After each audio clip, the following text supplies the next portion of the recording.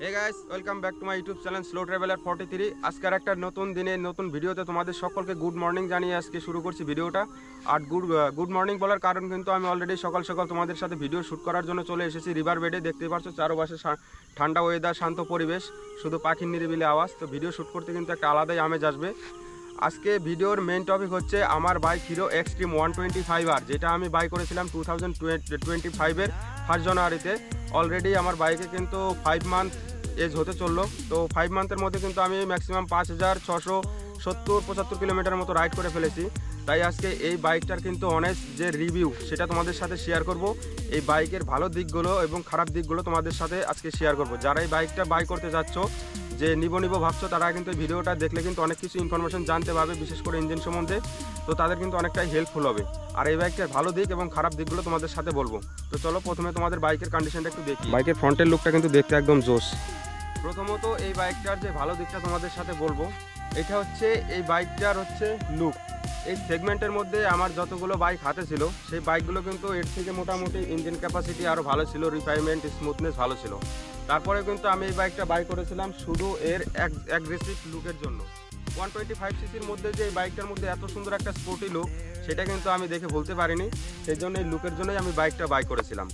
দ্বিতীয় নাম্বার ভালো দিক হচ্ছে এই বাইকের রাইডিং কমফোর্টেবল সিট। এই সিটের মধ্যে বসে যদি ননস্টপ 150-200 কিলোমিটার যদি রাইড করা যায়, তাও কিন্তু ব্যাক পেন হয় না। তো এই জন্য কিন্তু আমার কাছে এই দিকটা ভালো দিক মনে হয়েছে। তো আমি এটা তুলে ধরলাম তোমাদের মাঝখানে। অ্যাকচুয়ালি আমার পার্সোনাল ওপিনিয়ন, আমার কিন্তু এই বাইকের রাইডিং কমফোর্টেবল সিট কিন্তু খুব ভালো লেগেছে, তাই তোমাদের সাথে শেয়ার করলাম। তৃতীয় নাম্বার হচ্ছে এই বাইকের এলইডি হেডলাইট এতটাই পাওয়ারফুল যে আমাকে আর এক্সট্রা করে ফগ লাইটের কথা ভাবতে লাগে না। খুব সুন্দর এলইডি হেডলাইটের পাওয়ার, আর অনেক দূর অবধি দেখা যায়। আর শীতের দিনেও কিন্তু এর ভিজিবিলিটি অনেকটাই থাকে, অনেক কুয়াশার মধ্যেও কিন্তু খুব সুন্দর পারফর্ম করে এলইডি হেডলাইট সেটআপ। চতুর্থ নাম্বার এই বাইকের ভালো দিক হচ্ছে এই বাইকের পেন্ট কোয়ালিটি। যদিও বাইকটা এখন বর্ষার সিজন অনেকটাই ডার্টি হয়ে আছে, তবুও তারপরে যদি হালকা করে একটু জল মেরে দেওয়া যায়, অনেকটাই একদম নতুন শোরুম কন্ডিশনের মতো ফিরে আসে। তো আমার কাছে এই বাইকের কালার কোয়ালিটি যথেষ্ট প্রিমিয়াম কোয়ালিটি মনে হয়েছে। তো এটাও তোমাদেরকে বললাম, এটাও আমি ভালো দিকের মধ্যেই ধরেছি, কারণ আমার কাছে এটাও একটা ভালো মনে হয়েছে যে এই বাইকের কালার পেন্ট কোয়ালিটিও যথেষ্ট উন্নত মানের করা হয়েছে। বন্ধুরা, এই বাইকটির 5 নম্বর ভালো দিক হচ্ছে এই বাইকের যে ব্যাক রিয়ার টায়ারটি আছে, এটা কিন্তু অনেকটাই ফ্যাটি একটি টায়ার, যার মধ্যে 120/80/710-এর একটা ফ্যাটি টায়ার ব্যবহার করা হয়েছে এমআরএফের, যা এই বাইককে একটা মাস্কিউলার স্পোর্টস লুক এনে দিতে যথেষ্ট হেল্প করে। এবং পিছন থেকে দেখতে, যেটা আমার পার্সোনাল ওপিনিয়ন, খুব সুন্দর একটি লুক এনে দেয় এই টায়ারটি। তো বন্ধুরা, এখন কিন্তু তোমাদেরকে বাইকের খারাপ দিকগুলো বলবো। 5টা ভালো দিক বলে দিয়েছি, খুশি লেগেছে। এখন তোমাদেরকে এই বাইকের কিন্তু 5টা খারাপ দিক বলবো।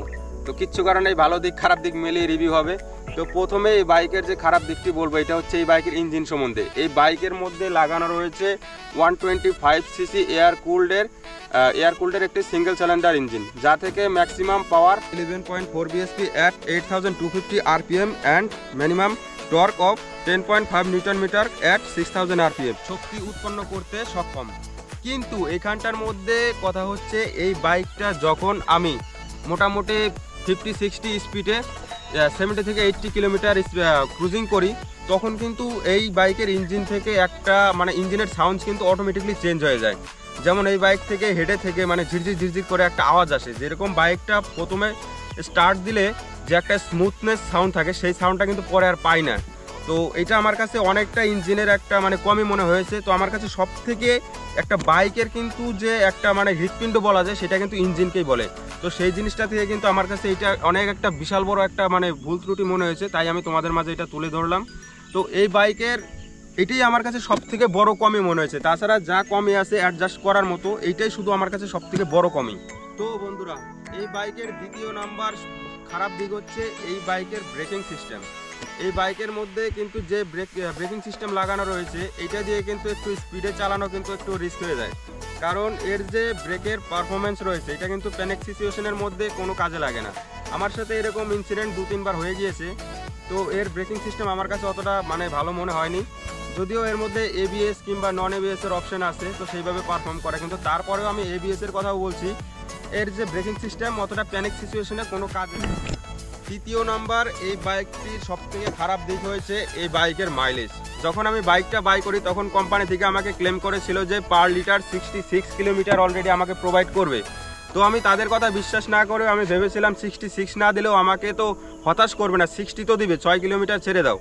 তো তারপরে যখন আমি বাইকটি বাই করলাম, 2-3টে সার্ভিসিং হয়ে গেল, তো এখনও অবধি আমার বাইকের কারেন্ট কিন্তু রানিং মাইলেজ পাচ্ছি আমি, কেউ বিশ্বাস করবে কি জানি না, 48 থেকে 45 থেকে 50-র মধ্যে আমাকে মাইলেজ দিচ্ছে। যেখানে বলা হয়েছিল 66 কিলোমিটার পার লিটার, সেইখানে কিন্তু আমাকে এই বাইক মাইলেজ দিচ্ছে মানে 45 থেকে 50 কিলোমিটার। জানি না তারা যে বলেছিল তাদের কথা মতো আর আমাকে যে এখন পাচ্ছে, আমি হতাশাগ্রস্ত হব নাকি খুশি হব, এটা আমি ভেবে পাচ্ছি না। তো বন্ধুরা, ফাইনালি আর একটা কমি বলবো তোমাদেরকে, একটু বুকে পাথর চাপা দিয়ে কিন্তু কমিটা শুনতে হবে।